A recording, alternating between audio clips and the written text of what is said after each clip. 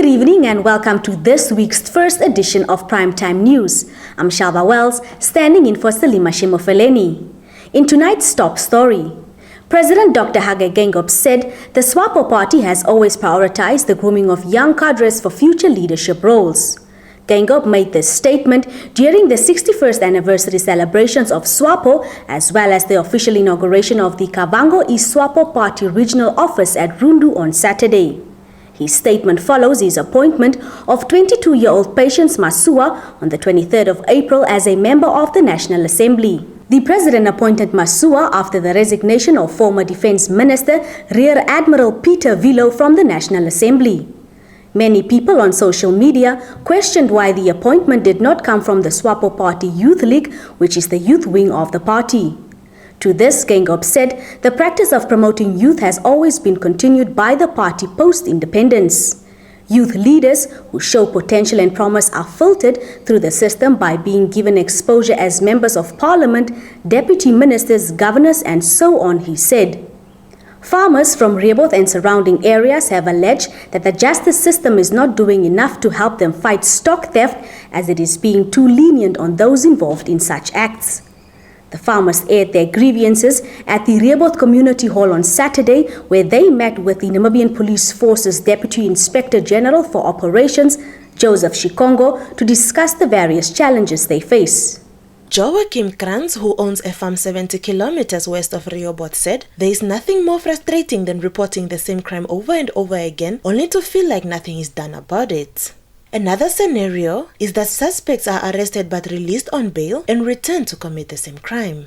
He added that there is a gravel road that connects Rehoboth and Windhoek, which the community suspect is frequently used by people involved in crimes like stock theft and drug trafficking, but not enough is done by the police to intervene.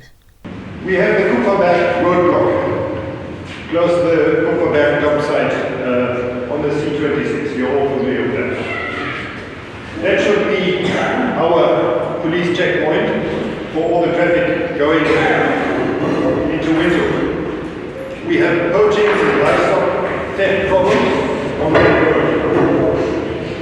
Just past the roadblock, down the hill where the tar road stops, there's that old pistol shooting range.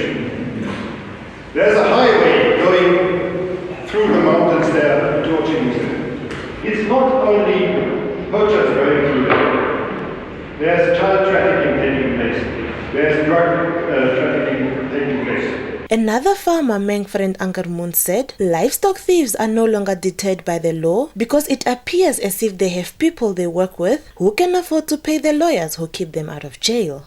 While responding, Nampol Deputy Inspector General for Operation, Joseph Shikongo, said the issues will be addressed by the Justice Ministry's officials because the police do not get involved in court proceedings. The state should also prepare itself, should prepare these people to ensure that when they go to court, they do the right thing. The investigation of the police must be proper, because if your investigation is proper, they know they are not going winning.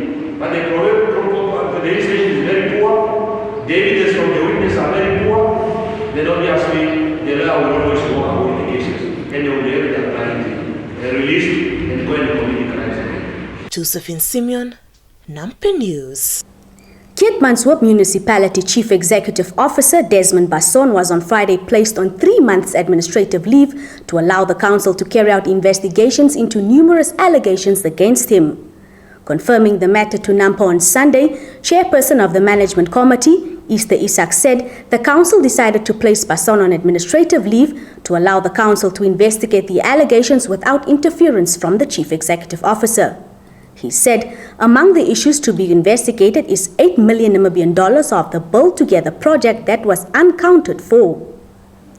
The Namibian Police Force in the Kavango West region has indicated that 10 people died in the Simanya village accident and not 11 as reported earlier.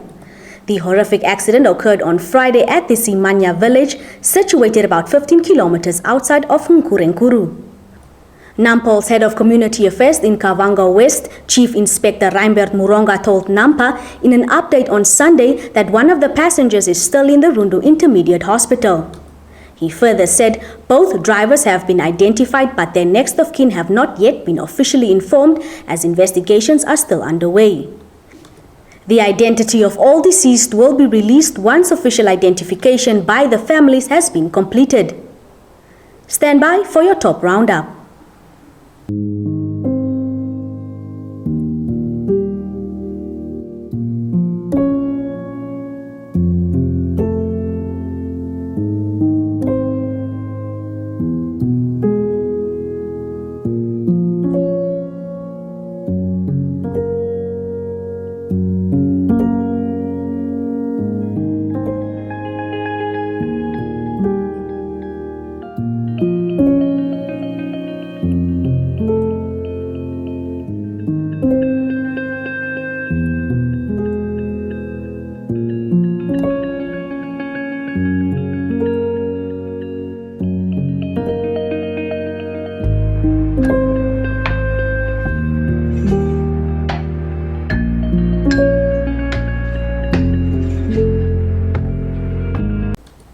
The Ministry of Health and Social Services will spend about 3.3 billion Namibian dollars on salaries during the 2021-2022 financial year.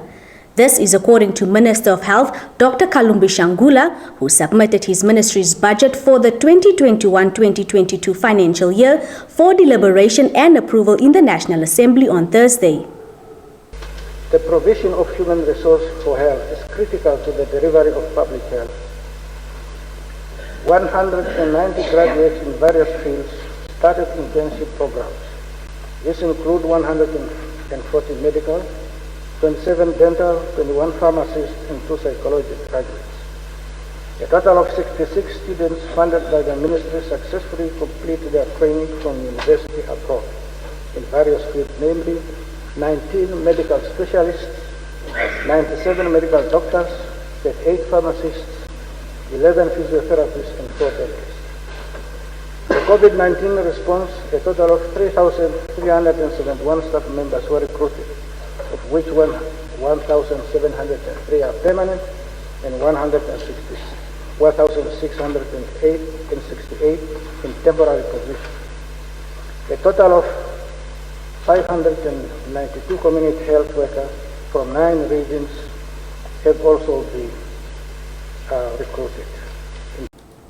Zimbabwe's consumer price inflation fell to 194.07% year-on-year in April, down from 240.55% in the previous month, according to data released by Zimbabwe National Statistics Agency over the weekend.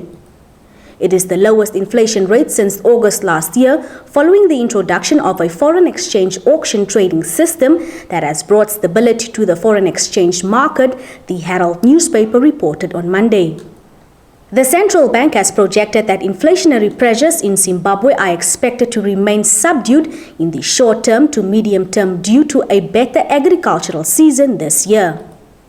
It's time for the Economics Roundup.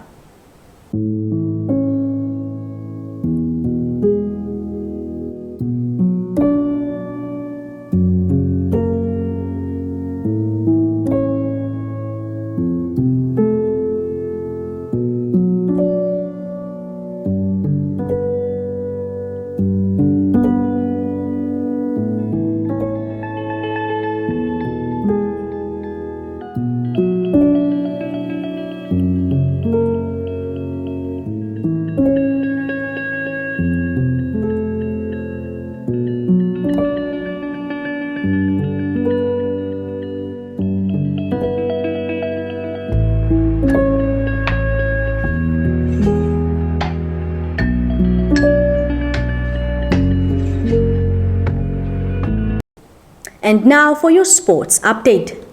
Team Namibia added 7 more medals to their tally at the 2021 Toyota South African Sports Association for the Physically Disabled Championships on Sunday.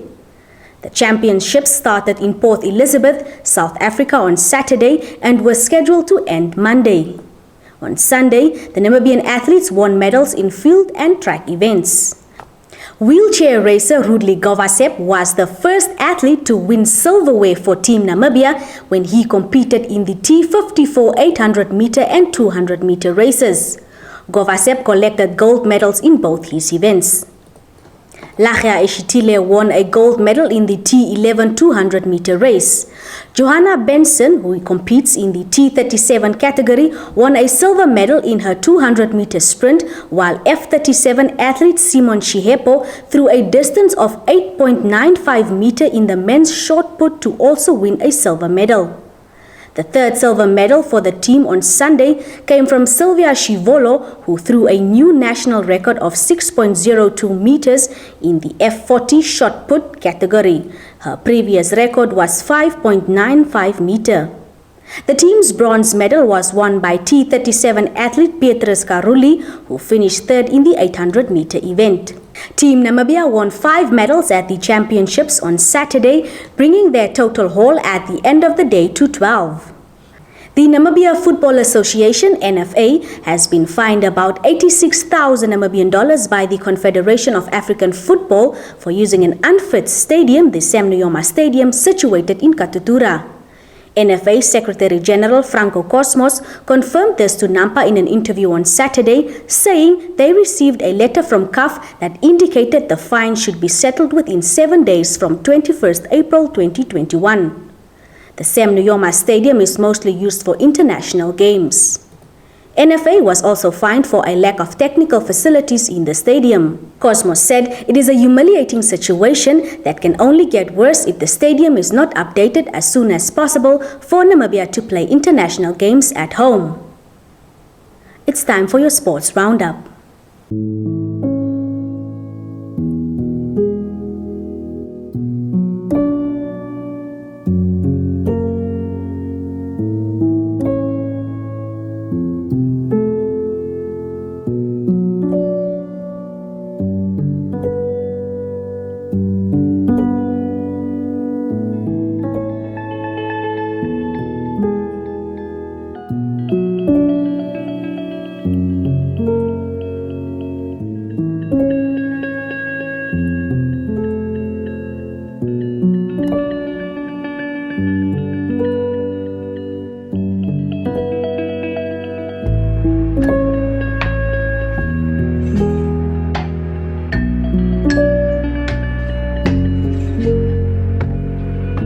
That's all the news we had for you this evening. We thank you for tuning in. Give us a thumbs up and share. If you are new to this channel, please don't forget to subscribe.